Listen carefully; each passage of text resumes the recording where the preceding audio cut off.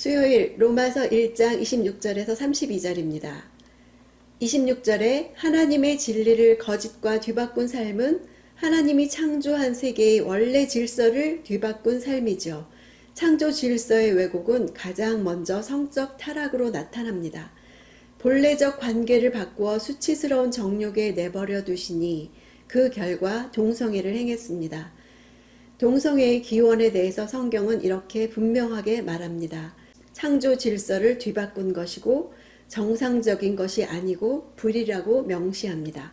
창조주가 인간이 번성하도록 의도한 질서를 위반하는 것입니다. 동성애자들을 위해서 어떻게 기도해야 할까요? 사람은 품으라고 말합니다. 어떻게 품어야 할까요? 동성애는 하나님을 알되 영화롭게도 하지도 않고 감사하지도 않는 불경건에서 나온 죄입니다. 먼저 그 부분이 회복되기를 기도해야 합니다.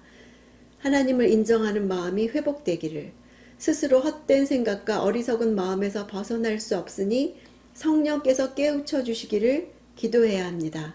또한 동성애를 작동하게 하는 하나님을 대적하는 악한 영이 떠나가기를, 그것을 불의가 아니라고 말하는 불경건한 세계관과 시대정신을 대적하며 기도해야 할 것입니다.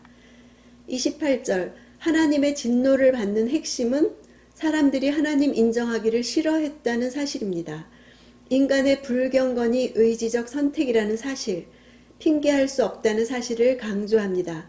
그 결과 하나님이 그들을 상실한 마음, 타락한 마음대로 내버려 두셔서 합당치 못한 일을 하게 하신 죄의 패턴들을 세 가지 종류로 나열하고 있습니다. 29절부터 본질적인 죄에 속한 불의, 악행, 탐욕, 악의가 있죠. 다른 사람들을 괴롭히는 죄악들로 시기, 살인, 분쟁, 사기, 악독이 있습니다. 공동체를 파괴하는 죄들로 수군거리는 자, 비방하는 자, 하나님을 미워하는 자, 건방지고 교만한 자, 자랑하는 자, 악을 꾸미는 모략꾼, 부모를 거역하는 자, 어리석고 신의가 없는 자, 무정한 자, 무자비한 자들입니다. 대부분 인간관계의 왜곡을 말하죠. 그러나 도덕적 불의는 하나님을 향한 불경건과 분리되지 않습니다. 이렇게 죄들을 열거하는 이유가 무엇일까요? 모든 형태의 악이 하나님과 관련이 있으며 하나님을 알지 못하고 하나님을 인정하지 않고 하나님을 다른 어떤 것보다 사랑하지 못한 데서 온다는 것을 보여주기 위해서입니다. 즉 세상의 모든 죄와 하나님과의 연관성을 보여주려는 것입니다. 그래서 하나님의 진노가 임하는 것이다.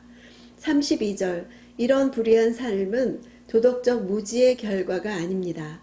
이들의 죄는 첫째, 이런 일을 행하는 자가 죽어 마땅하다는 하나님의 규칙을 알면서도 개의치 않고 이런 일들을 합니다. 둘째, 이런 일을 옳다고 옹호합니다. 죽는다, 사형에 해당한다는 말은 하나님 나라를 상속하지 못할 것이라는 의미로 구원받지 못함을 말합니다. 불경건이 만연한 시대요. 불의가 만연한 시대에 살면서 어떻게 나를 지켜내고 말씀을 지켜내며 살 수 있습니까? 불경건에서 불의가 나올 수밖에 없는 것을 알고 경건한 삶을 살아야 할 것입니다. 내 남편의 삶에, 내 자녀의 삶에 불의가 있습니까? 하나님을 향한 경건이 먼저 이루어져야 합니다. 실제적으로 기도합시다. 자기 죄가 무엇인지 알게 하시고 알면서도 죄짓지 않게 해주시고 죄를 옳다고 옹호하지 않기를, 복음의 능력을 경험하기를 기도합시다. 큐티하는 것은 경건의 삶에 속하죠. 무엇을 위해 큐티하나요? 누구를 위해 큐티하나요?